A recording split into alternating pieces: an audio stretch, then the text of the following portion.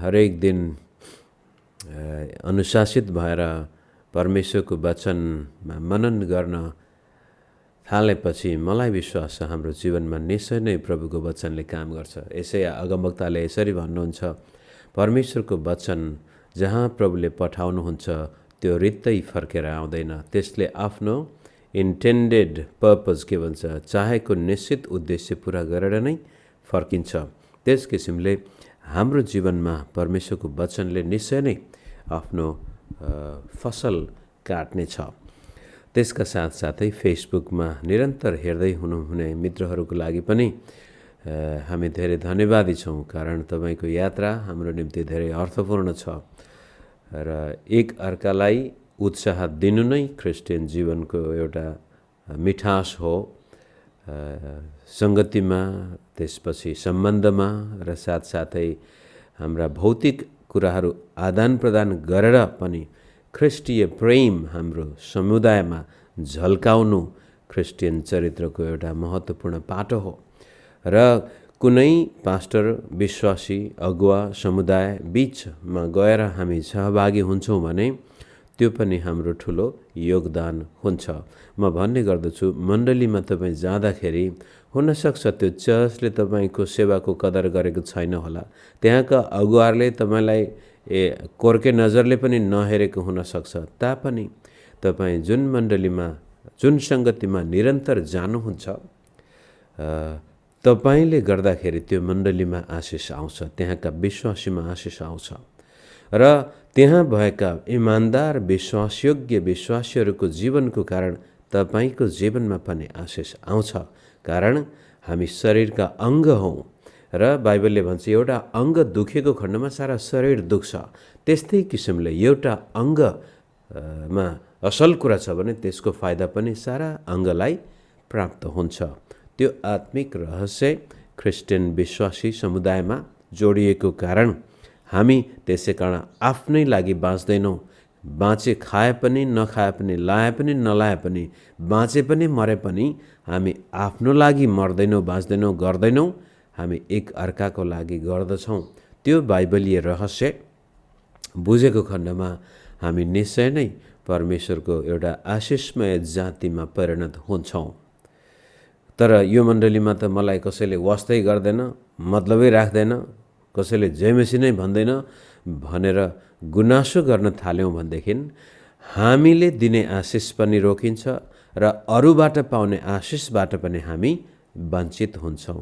त्यति भनिसकेपछि जुम तथा फेसबुकबाट हामीसँग सङ्गति गर्दै गर्नु भने सम्पूर्ण प्रभुका छोराछोरीहरूले एक आपसमा यो आशिषको आदान प्रदान हामी गरिरहेका छौँ भन्ने कुरा हामीले बिर्सनु हुँदैन।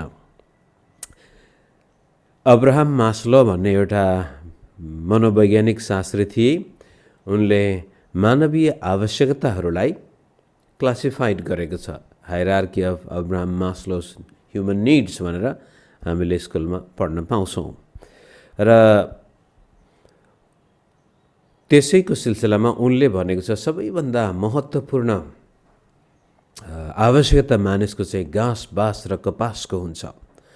जब पेटमा एक छाक खाना लाउनलाई छैन, शरीरमा एक सरो लुगा हाल्न सकेको छैन, शिर बचाउनको लागि ओत लाग्ने कुनै एउटा शरणस्थान छाना छैन भने त्यो मान्छेलाई तपाईहरु मैले गएर स्वर्ग र नर्कको कुरो अथवा यो गर्नुपर्छ त्यो गर्नुपर्छ भन्दाखेरि त्यो कानभित्र पस्दैन।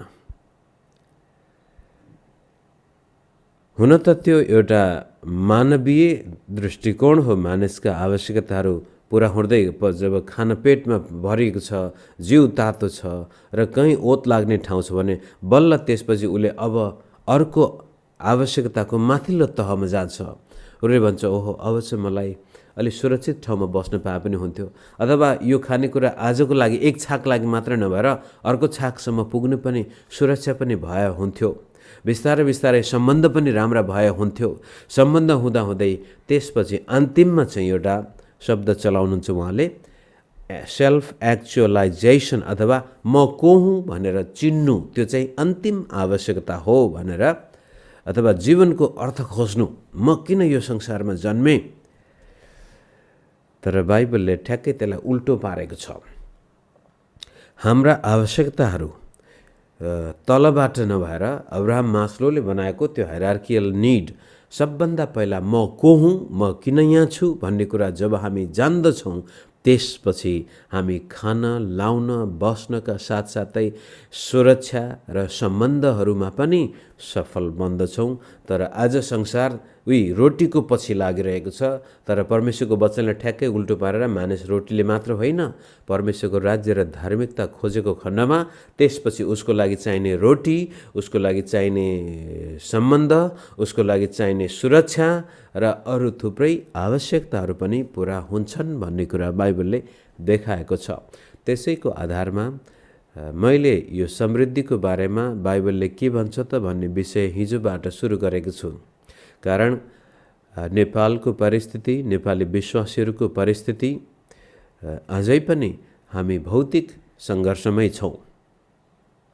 हामीलाई के खाउँ के लाउँ भन्ने आवश्यकता नै छ। विश्वास गरिसकेपछि अब उत्पत्ति 1 अध्यायमा परमेश्वरले 6 दिनमा सारा सृष्टि सुरु गर्नुभयो, पूर्ण गर्नुभयो भनिएको छ। अब त्यो 6 दिन 24 घण्टाका दिन हुन् या एउटा युग हो इत्यादि जटिल प्रश्नको जवाब खोज्नुभन्दा पनि, अथवा कैनले कससँग बिहा गर्यो भन्ने प्रश्नको जवाब खोज्नुभन्दा पनि, यहोशूले सूर्यलाई रोक भन्दाखेरि सूर्य कसरी रोकियो भनेर वैज्ञानिक अर्थ खोज्नुभन्दा पनि आज विश्वासीलाई म मेरो जीवनमा परमेश्वरलाई विश्वास गरिसकेपछि मेरो जीवन स्तर म कसरी उचाल्न सक्छु, कसरी उकास्न सक्छु, मैले आज घर भाडा कसरी तिर्न सक्छु, मैले मेरा छोराछोरीलाई कसरी स्कुल पुर्याउन सक्छु, पढाउन सक्छु, मेरो परिवारमा कोही बिरामी हुँदाखेरि मैले कसरी त्यसलाई वास्ता गर्ने, कसरी चाहिँ खर्चपात जुटाउने, कसरी उपचार गर्ने।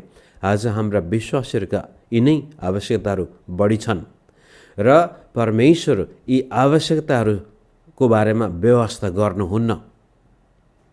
येशूलाई विश्वास गरेपछि हो म को हुँ भन्ने कुरा हामीले बुझ्यौँ। म परमेश्वरको सन्तान हुँ, म पापको दलदले हिलोमा थिएँ, पापबाट ख्रीष्ट येशूले मलाई मुक्ति दिनुभएको छ भन्ने कुरा जानिसकेपछि अब यस संसारमा बाँचुन्जेल पनि म एउटा सफल व्यक्ति बन्न चाहन्छु।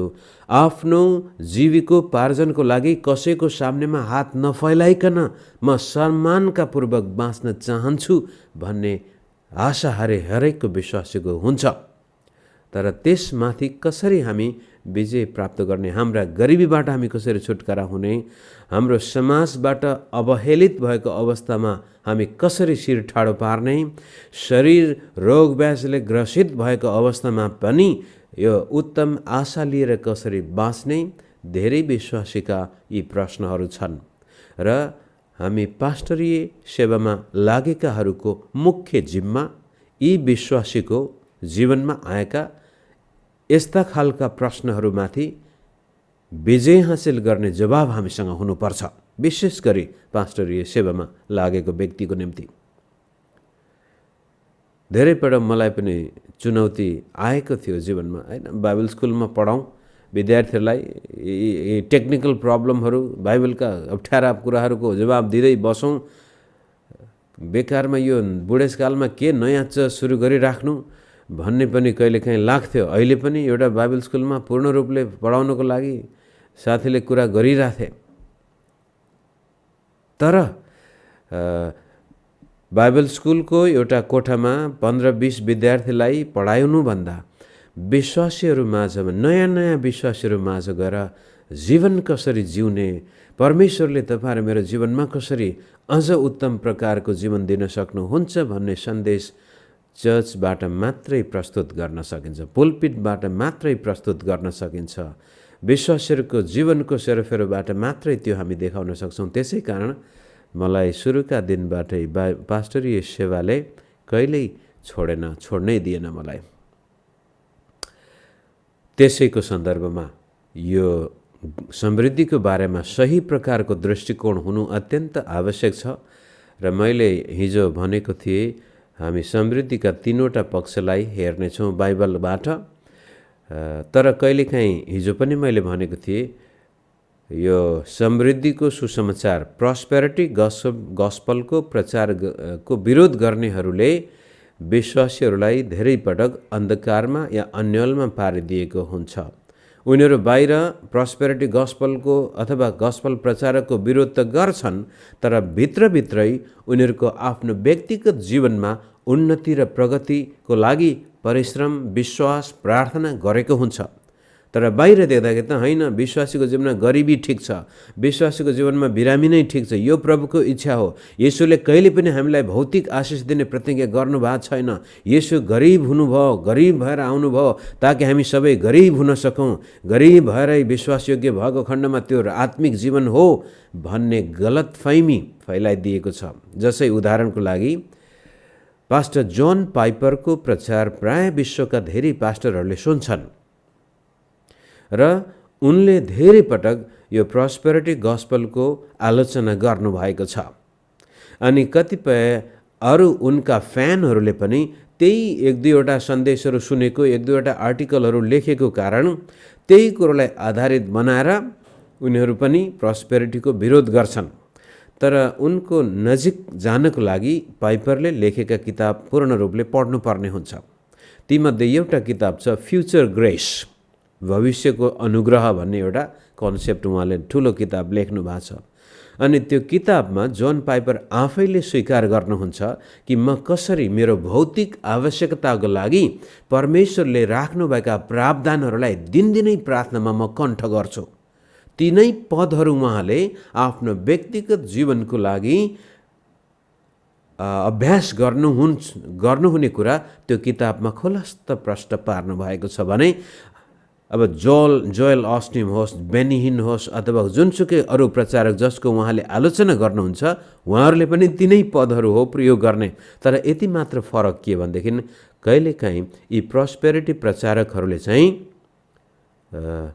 विश्वासहरू लुटेको चाहिँ छ, त्यसको चाहिँ आलोचना गर्नुपर्छ नै।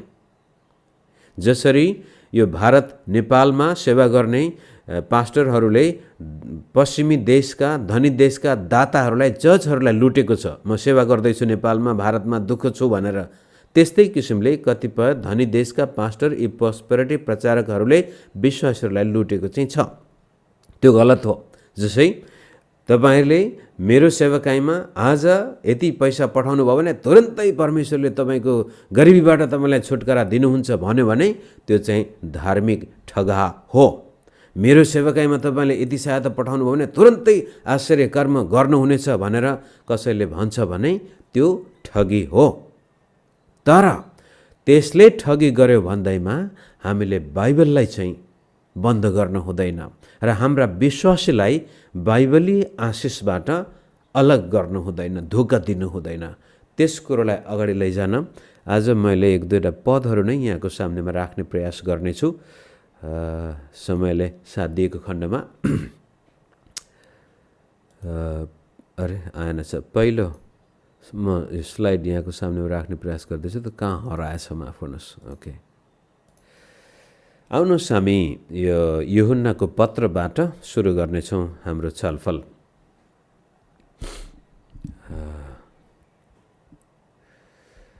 तेस्रो यूहन्ना 1 र 2 पद म पढ्छु। एल्डरबाट मेरा प्रिय मित्र गायासलाई, जसलाई म साँचो प्रेम गर्दछु, प्रिय मित्र, म प्रार्थना गर्दछु कि सबै कुरामा तिम्रो भलो होस् र तिम्रो स्वास्थ्य ठीक रहोस्, तिम्रो आत्मिक जीवन ठीक छ भन्ने म जान्दछु। यो चाहिँ रिभाइज स्ट्यान्डर्ड भर्जनबाट ठ्याक्कै नेपालीमा उतारिएको कारण अन्तिम हरफमा अलि फरक छ। तिम्रो स्वास्थ्य, तिम्रो आत्मिक जीवन, जसरी तिम्रो आत्मिक जीवन ठीक हुँदैछ भन्नुपर्ने हो, तर आत्मिक जीवन ठीक छ भन्ने म जान्दछु भनेर रिभाइज स्ट्यान्डर्ड भर्जनलाई नेपालीमा राखेको छ। त्यसलाई अझ स्पष्ट पार्न मैले मुख्य देखाउन खोजेको सबै कुरामा भलो होस्, स्वास्थ्यमा ठिक होस्, आत्मिक जीवन ठिक होस्, यी तीनवटा पक्षलाई हामी हेर्नेछौँ। त्यसलाई अझ एनआइभीले, न्यू इन्टरनेसनल भर्जनले पनि अलि राम्रो लामो गरेको छ। Dear friend, I pray that you may enjoy good health and that all may go well with you. यसले अगाडिको पछाडि गरेको छ। ग्रिक भाषामा अगाडि पछाडि गर्न मिल्छ थाहा हुँदैन यो कुन पहिलो हो कुन होइन, त्यसलाई सन्दर्भ हेरेर हामीले गर्नुपर्ने हुन्छ। त्यहाँ पहिले उसले स्वास्थ्य ठिक होस्, त्यसपछि सबै कुरा अल मे गो वेल भन्यो। यो चाहिँ भौतिक कुराहरू हुन्, काम व्यवसाय खेतीपाती।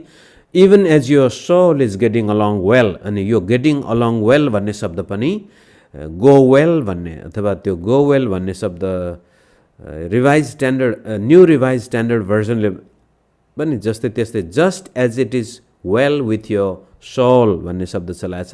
त्यसलाई तल अन्तिममा तपाईँ सबैजनाले बुझ्नुहुन्न यो भाषा, तरै पनि यूहन्नाले लेख्दाखेरि यिनै शब्द प्रयोग गरेको छु। यो पान्टोन भनेको सबै चिज वस्तुहरू, यी चाहिँ भौतिक क्षेत्रमा सबै कुरामा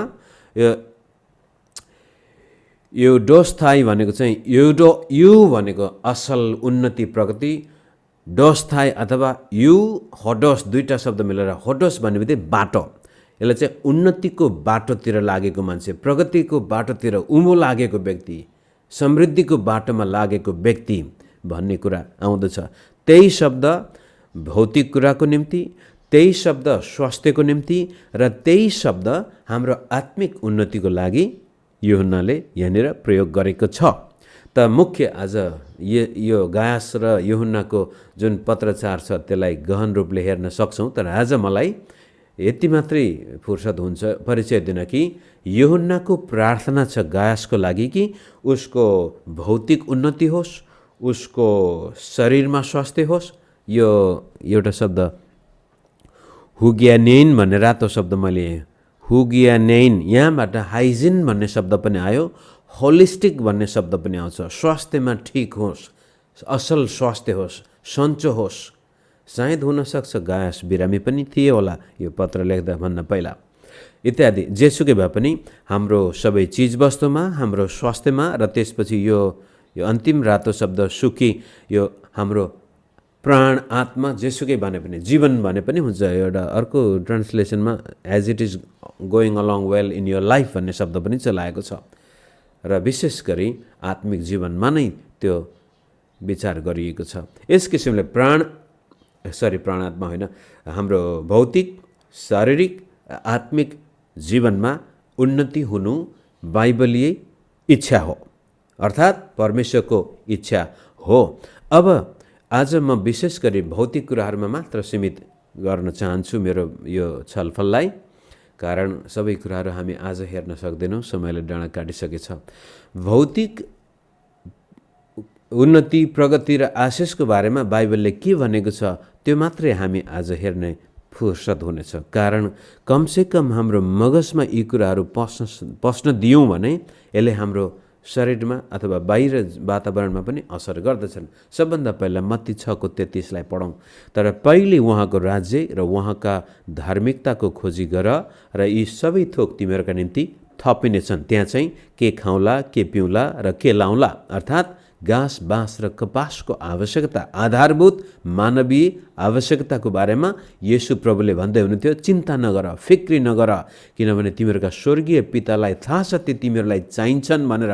आकाशका चराचुरुङ्गीलाई हेर, जङ्गलका लिली फुलहरूलाई हेर, परमेश्वरले तिनीहरूलाई यति वास्ता गर्नुहुन्छ भने तिमीहरूलाई अझ कति बढी वास्ता गर्नुहुनेछ। अर्थात् हामीले परमेश्वरको धार्मिकता र राज्य खोजेको खण्डमा हाम्रो भौतिक जीवनमा आशिष दिने जिम्मा परमेश्वरको हो। त अझै त्यसलाई नजिकबाट आफ्नो जीवनमा लागू गर्न मर्कुस 10:28-30 पद पढ्नुपर्ने हुन्छ। यो चाहिँ धनी पुरुष स्वर्गको राज्यमा प्रवेश गर्न नसक्ने अवस्थामा आएपछिको संवाद हो। पत्रुसले उहाँलाई भने, हेर्नुहोस् हामीले सबै छोड्यौँ र तपाईँको पछि लागेका छौँ। प्रभुले त्यहाँनिर भन्नुभएको छ, धनीहरू स्वर्गमा प्रवेश गर्नुभन्दा ऊँटलाई सिएको नात्रेबाट छिर्न सम्भव छ भन्ने कुरा भनिसकेपछि पत्रुस आश्चर्यचकित भएर भन्छ, हेर्नुहोस् प्रभु हामीले त सबै छोडिसक्यौँ। अनि येशूले तिनीहरूलाई भन्नुभयो अथवा पत्रुसलाई भन्नुभयो, साँच्चै म तिमीहरूलाई भन्दछु, जसले मेरो निम्ति सुसमाचारको खातिर घर वा दाजुभाइ वा दिदीबहिनी वा आमा बाबु वा छोराछोरीहरू वा जग्गा जमिन छोड्छ, हेर्नुहोस् सम्बन्धका साथसाथै सम्पत्तिहरू त्यहाँ समावेश भएका छन्। सुसमाचार र परमेश्वरको राज्य र धार्मिकताको लागि कसैले छोड्छ, त्याग्छ, छोड्नुपर्ने अवस्था आयो, त्याग्नुपर्ने अवस्था आयो भने 30 पद, त्यसले सतावटका साथसाथै 100 गुणा बढी घर, दाजुभाइ, दिदीबहिनी, आमा, छोराछोरी र जग्गा जमिन यसै समयमा पाउनेछ अनि आउँदो युगमा अनन्त जीवन। यहाँनिर कहिलेकाहीँ हामी तर्सिने भौतिक आशिषको लागि प्रार्थना गर्नु हुँदैन, किनभनेदेखि यहाँ भनेको छ त्यसले सतावटका साथसाथै 100 गुणा त पाउनेछ तर सतावट पनि आउनेछ। वास्तवमा त्यो सतावटका साथसाथै भन्नाले तपाईँ र मैले परमेश्वरबाट भौतिक आशिष मागेको खण्डमा सतावट पनि आउनेछ भनेको होइन कि सतावटको कारण नै हामीले घर पनि गुमायौँ, सतावटको कारण नै दाजुभाइ पनि दिदीबहिनी पनि गुमाएको हुन सक्छौँ, आमाबाबु पनि गुमाएको हुन सक्छौँ, छोराछोरीहरू पनि गुमाएको हुन सक्छौँ, जग्गा जमिन। सतावट त आइसक्यो, सतावटकै कारण ती गुमेको भए तापनि हामीले सहर्ष त्यसलाई छोडेको भए तापनि परमेश्वरले यसै समयमा, भनेको मतलब पृथ्वीमा रहँदाखेरि नै हामीलाई 100 गुणा बढी सम्बन्धका साथसाथै सम्पत्ति पनि दिने कुरो येशू प्रभुले यहाँनिर उल्लेख गर्नुभएको छ र आउने युगको लागि अनन्त जीवन त छँदैछ। अब यो कुरो हामीले मिनिमाइज गर्न मिल्दैन, यसलाई चाहिँ यो त्यतिकै होला त्यतिकै भन्या होला भनेको हुँदैन। यो वास्तविक रूपले पत्रुस र चेलाहरूलाई प्रभुले भन्छ, हो मलाई थाहा छ तिमीहरूले सबै छोडेका छौ, तर त्यसका साथसाथै तिमीहरूले त्योभन्दा 100 गुणा बढी पाउनेछौ। मित्रहरू, मेरो व्यक्तिगत जीवनमा हामी भन्न सक्छौँ यो वधले मेरो जीवनमा धेरै ठुलो जरा गाडेको थियो सुरुका दिनमा। फलस्वरूप जब बुवाले तँलाई म घरको सम्पत्ति दिन्न भनेर धम्की दिनुभयो, कुनै प्रकारको हिचकिचाहट आएन, किनभने मलाई विश्वास भयो येशू प्रभुले बुवाको सम्पत्ति, पैतृक सम्पत्तिभन्दा अझ धेरै बढ्ता दिन सक्नुहुन्छ। नभन्दै आज तपाईँको सामनेमा म भन्छु 100 गुणाभन्दा पनि धेरै परमेश्वरले हाम्रो जीवनमा भौतिक आशिष दिनुभएको छ। त्यसको एउटा साधारण उदाहरण म तपाईँलाई दिन्छु। हाम्रो छोरा विदेशमा बस्दाखेरि पढ्न निकै गाह्रो भएको थियो र पछि नेपालमा ल्याए, त्यहाँ पढ्न पनि सम्भावना थिएन। एक दिन त्यतिकै एउटा त्यहाँको महँगो स्कुलमा गएर हेडमास्टरलाई हामीले भेटेका थियौँ। छोराको पढाइ एकदमै अप्ठ्यारो भएछ, स्कुलै जान नसक्ने, ऊ कोरियन क्लासमा बस्नै नसक्ने, भाषा बुझ्नै नबुझ्ने। इन्टरनेसनल स्कुल कोरियामा निकै महँगा हुन्छन्। तरै पनि एउटा स्कुलमा गएर म, मेरो श्रीमती र छोरा लगेर जाँदाखेरि हेडमास्टरलाई 20 मिनट मात्रै भेटेका थियौँ। त्यो 15-20 मिनटको वार्तामा ती हेडमास्टरले मेरो छोरालाई 5 क्लासदेखि 12 क्लाससम्म भनौँ वर्षमा $27,000 तिर्नु पर्थ्यो। त्यो बेलामा प्राइमेरी स्कुलको लागि, मिडल स्कुलको लागि झन्डै 32-33 हजार तिर्नु पर्थ्यो, हाई स्कुलको लागि 40,000 तिर्नु पर्थ्यो। त प्राइमेरीदेखि लिएर मिडल स्कुलदेखि लिएर हाई स्कुलसम्म ₹1 नतिरिकनै छोराले त्यहाँबाट राम्रो शिक्षा हासिल गर्न सक्यो।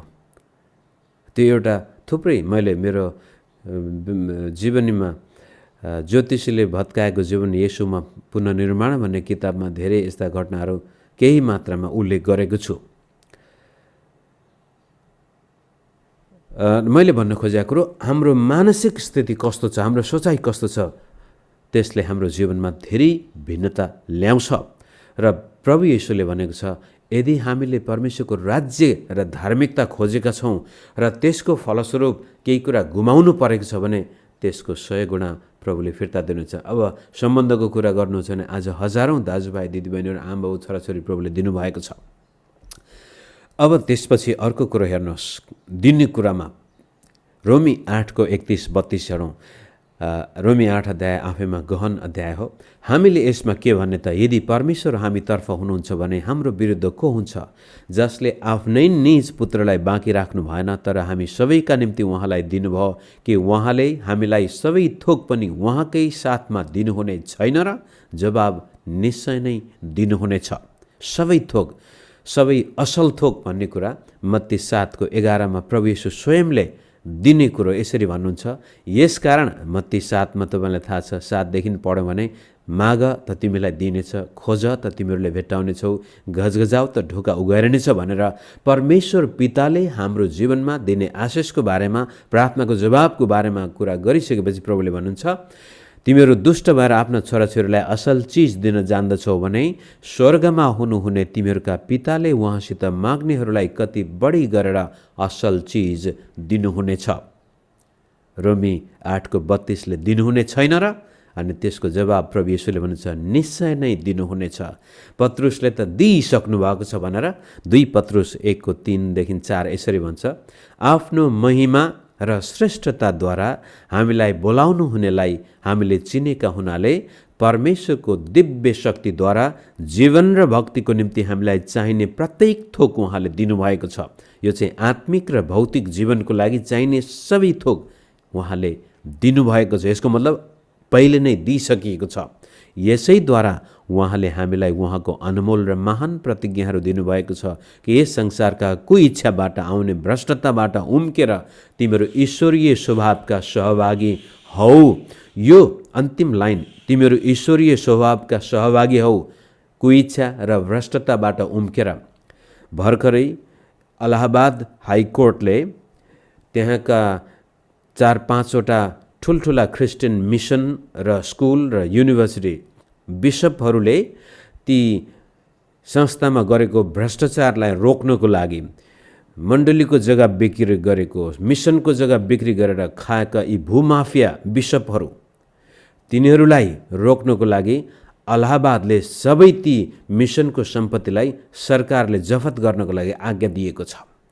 चर्चभित्रको भ्रष्टाचार, मिसनमा भएको भ्रष्टाचार नै चर्चको लागि निकै घातक हुन्छ। तर आज एउटा हिन्दू सरकारले क्रिस्चियन मिसनमाथि भएको भ्रष्टाचार रोक्नको लागि कदम चाल्दैछ। कारण यी क्रिस्चियनहरूले परमेश्वरको आशिषलाई जुन प्रकारले अनुभव गर्नुपर्ने हो त्यसलाई बिर्सेर छोडेर उनीहरू शरीरका अभिलाषा, कुइच्छा, कुअभिलाषाको शिकार भइरहेका छन्। तर परमेश्वरको वचनमाथि, प्रतिज्ञामाथि विश्वास गरेर प्रभुले दिनुभएका सबै आशिषलाई हामीले उपभोग गर्न सक्छौँ भने हामी परमेश्वरको स्वभावमा सहभागी हुनेछौँ, अर्थात् परमेश्वर जस्तै हामी हुनेछौँ। त्यसै कारण मित्रहरू, हाम्रो भौतिक जीवनमा परमेश्वरको आशिष अनुभव गर्नु अत्यन्त महत्त्वपूर्ण छ। जब हामी अति नै चिन्ता गर्छौँ, पछि गएर चिन्ता लोभमा परिणत हुन्छ। लोभले विलाप, परमेश्वरबाट नै विश्वासको जाँच नै रुपियाँ पैसाको लोभको कारण डुबाइदिएको कुरो पावलले अन्तिममा गरेको छ। अझै 1-2 स्टेप अगाडि जाउँ। जब हामी परमेश्वरका प्रतिज्ञामा भर पर्दछौँ, प्रभुले अवश्य पनि असल चिज दिनुहुन्छ भन्ने कुरामा हामी विश्वास गर्छौँ, त्यसपछि 2 कोरिन्थी 8:9 र गलाती 3 कसरी चित्ती हामीले पाएका छौँ, किन हामी भौतिक जीवनमा आशिषको आशा राख्न सक्छौँ, कारण के छ, आधार के छ भन्ने प्रश्नको जवाबमा 2 कोरिन्थी 8:9 हामी हेरौँ र 8-9 पनि त्यहाँ राखेको छु।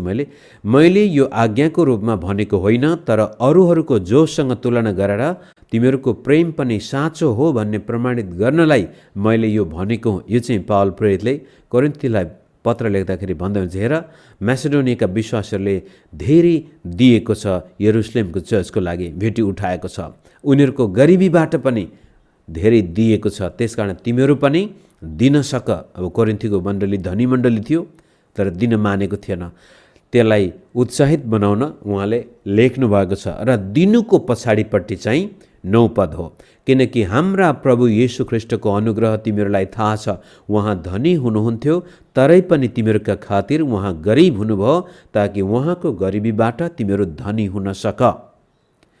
हामी किन दिन सक्छौँ? कोरिन्थीका विश्वासीहरू तिमीहरूले किन दिनुपर्छ भनेदेखि प्रभुको अनुग्रह त तिमीहरूलाई थाहा छ कि हाम्रा खातिर येशू गरिब हुनुभयो ताकि उहाँको गरिबीबाट हामी हाम्रो गरिबीबाट मुक्ति पाउन सकौँ। कसरी त्यो भएछ भन्ने कुरा गलातीमा उहाँले यसरी भन्नुहुन्छ 3:13-14 हाम्रा निम्ति श्राप बनेर ख्रिस्टले हामीलाई व्यवस्थाको श्रापबाट मोल तिरेर छुटाउनु भयो। यो व्यवस्थाको श्रापबाट मोल तिरेर छुटाउनु भयो भन्ने बित्तिकै व्यवस्था 27, 28, 29, 30 अध्याय हामीले पढ्यौँ भनेदेखि त्यहाँ आशिष र श्राप बडो गजबले समीक्षा गरिएको छ, सारांशमा राखिएको छ। जब जब श्राप भन्ने कुरा आउने बित्तिकै त्यहाँ 3 किसिमले ती श्राप विभाजन भएका छन्। गरिबी जो चाहिँ अनिकाल खडेरी पर्ने कुराहरू, त्यसपछि रूढी, रोग व्याध, महामारी, रोग आउनेछ र अन्तिममा युद्धमा पराजित भएर उनीहरू दास भएर अर्कोको देशमा कैदमा जानेछन्। यी तीनटा बाइबलमा भरि नै जब जब इजरायलीहरू परमेश्वरलाई त्याग्दथे उनीहरूमा कि त अनिकाल आउँदथ्यो, कि त उनीहरूमा महामारी फैलिन्थ्यो, कि त उनीहरू कसैको दास भएर कैदमा निर्वासन भएर जानु पर्दथ्यो, बन्धनमा पर्दथे। त्यो हो व्यवस्थाको श्राप। तर त्यसलाई ख्रीष्ट येशूले तोडिसक्नुभयो। कहाँ? किनकि काठमा झुन्डिने हरेक श्रापित हुन्छ भन्ने लेखिएको छ। किन त उहाँ काठमा झुन्डिनु भयो? 14 पद, उहाँले हामीलाई मोल तिरेर छुटाउनु भयो ताकि अब्राहमलाई दिएको आशिष ख्रीष्ट येशूद्वारा अन्य जातिहरूमा आओस् र हामी विश्वासद्वारा प्रतिज्ञाका पवित्र आत्मा प्राप्त गर्न सकौँ। त हामीले हाम्रो भौतिक जीवनमा परमेश्वरको आशिषको आशा राख्ने आधार के हो भने येशू ख्रीष्टको क्रुस। भोजराज भट्टको सेवकाईमा तपाईँले भेटी पठाएको कारण आशिष आउने होइन। अवश्य पनि त्यसको पनि एउटा पक्ष छ, पछि हामी हेरौँला। तर तपाईँ र मैले आशिष आउने आधार चाहिँ येशू ख्रीष्टको क्रुस हो। जसरी क्रुसमा हाम्रा पाप येशूले बोक्नु भएको छ, त्यस्तै किसिमले रोग व्याध पनि बोक्नु भएको छ भने 2 कोरिन्थी 8:9 भन्छ, उहाँले हाम्रा गरिबी पनि त्यहाँ बोक्नु भएको कारण, उहाँ हाम्रो लागि श्रापित बनिसकेको कारण, श्राप बन्नुभएको कारण हामी अब आदमलाई दिएको श्राप र त्यसपछि भूमिमा आएको श्राप र हामीले परमेश्वरको विरुद्धमा पाप गरेको फलस्वरूप आएको श्रापबाट पनि हामी मुक्त भएको कारण अब अब्राहमका आशिषका भागीदार हामी भएका छौँ। यो अन्तिम स्लाइड राख्छु म। जब हामी अब्राहमलाई दिएको आशिषका भागीदार बन्छौँ, आदमले ल्याएको श्राप र व्यवस्थाको श्रापबाट मुक्त हुन्छौँ, त्यसपछिको जीवन कस्तो हुन्छ हेर्दै जाउँ। 2 कोरिन्थी 9:8, 8:9मा उसले परमेश्वरको अनुग्रहको बारेमा बयान गर्छ भने 9:8मा यसरी भनेको छ, परमेश्वरले तिमीहरूलाई हरेक आशिष प्रशस्त मात्रामा, या यो हरेक भन्ने बित्तिकै सबै, प्रशस्त भनेपछि सबै दिन सक्नुहुन्छ ताकि तिमीहरूसित सधैँ, यो कहिलेकाहीँ मात्र होइन, सधैँ नै हरेक कुरा, फेरि 1-2वटा कुराहरू मात्र होइन, हरेक कुरा प्रशस्त होस्, अलिअलि मात्र होइन। यो शब्द कति गहन छ। यो पद तपाईँ र मैले विश्वास गर्न सक्यौँ भनेदेखि परमेश्वरको सामनेमा हाम्रो जीवन अत्यन्तै आशिषमय हुनेछ। र त्यो हुनुको कारण के? हरेक असल कामको निम्ति तिमीहरूले प्रशस्त मात्रामा दिन सक। हामीमा आज भौतिक उन्नति आउनु आवश्यक छ, किनभनेदेखि अब हामीद्वारा परमेश्वरले दिने जीवन अरूको जीवनमा पनि हामी हस्तान्तरण गर्न सकौँ। हितोपदेश 10:22ले यसरी भन्छ, परमप्रभुको आशिषले धन सम्पत्ति ल्याउँछ अनि उहाँले त्यसमाथि दुःख थप्नुहुन्न। आज धेरै मानिसहरू धनी होलान् तर दुखी छन्। त्यो सम्पत्तिले उनीहरूलाई शान्ति दिएको छैन, उल्टै सम्पत्तिले झन् उनीहरूको शान्ति हरण गरेको हुन्छ। तर जब परमेश्वरीय आशिषबाट हामी सम्पन्न बन्दछौँ, त्यहाँ शान्ति, आनन्द, सुख हुन्छ। हितोपदेशकै 22:4ले पनि यसरी भन्छ, नम्रता र परमप्रभुको भयले धन, मान र जीवन ल्याउँछ। यो चाहिँ वास्तवमा धन भन्ने बित्तिकै आर्थिक कुरा भइहाल्यो, मान भनेपछि मानिसको समाजमा सम्मानको कुरो भइहाल्यो, र जीवन भन्ने बित्तिकै शरीरको स्वास्थ्य अथवा जीवनमा स्वास्थ्य पनि त्यसलाई हामी भन्न सक्छौँ। यति भनिसकेपछि अब आशिष बन्नको लागि परमेश्वर हामीलाई आशिष दिन चाहनुहुन्छ भन्ने कुरा, अब अब्राहमको आशिषको भागीदार हामी भएका छौँ भनेर गलाती 3:14ले भनिसकेको छ। अब्राहमको आशिष के रहेछ यहाँ हेरौँ। उत्पत्ति 12:2-3, म तँबाट एउटा ठुलो जाति खडा गर्नेछु। यो परमेश्वरले अब्राहमसँग पहिलोपटक बाँध्नुभएको करार हो र येशू ख्रीष्टमा विश्वास गर्ने सबै अब्राहमका सन्तान भएका छन्। र अब्राहमका सन्तान मात्र नभएर अब्राहमलाई परमेश्वरले दिनुभएको आशिषका भागीदार पनि भएका छन् भन्ने कुरा गलाती 3:14ले भनिसक्यो। खडा गर्नेछु र तँलाई आशिष दिनेछु, म तेरो नाउँ प्रसिद्ध गराउनेछु र त आशिषको मूल हुनेछस्। याद गर्नुहोस्, म तँलाई आशिष दिनेछु ताकि त आशिषको मूल, त तँलाई आशिष दिनेहरूलाई म आशिष दिनेछु र तँलाई श्राप दिनेहरूलाई म श्राप दिनेछु। तँद्वारा नै पृथ्वीका सबै कुलले आशिष पाउनेछन्। रोमी 4 अध्याय, गलाती 3 अध्याय र 4 अध्यायले हामीलाई भन्छ आज हामी परमेश्वरका सन्तान भएका छौँ र परमेश्वरका सन्तान भएको कारण परमेश्वरले अब्राहमलाई दिएका आशिषका उत्तराधिकारीहरू पनि भएका छौँ। त येशूमा विश्वास गरेपछि तपाईँ र मेरो जीवनमा परमेश्वर हामीलाई हाम्रा भौतिक क्षेत्रमा पनि आशिष दिन चाहनुहुन्छ भन्ने कुरामा हामीले शङ्का गर्नु हुँदैन। येशूमा विश्वास गर्दैमा भौतिक कुराहरू हुनु हुँदैन, आर्थिक उन्नति हुनु हुँदैन भन्ने कुरा चाहिँ यो नस्टिक बिलिफ भन्छ। यो कस्तो भन्नुहुन्छ भने द्वैतवादमा विश्वास गर्ने, आत्मिक जीवन राम्रो भौतिक जीवन नराम्रो भन्नेहरूले त्यो भन्दै आएका छन्।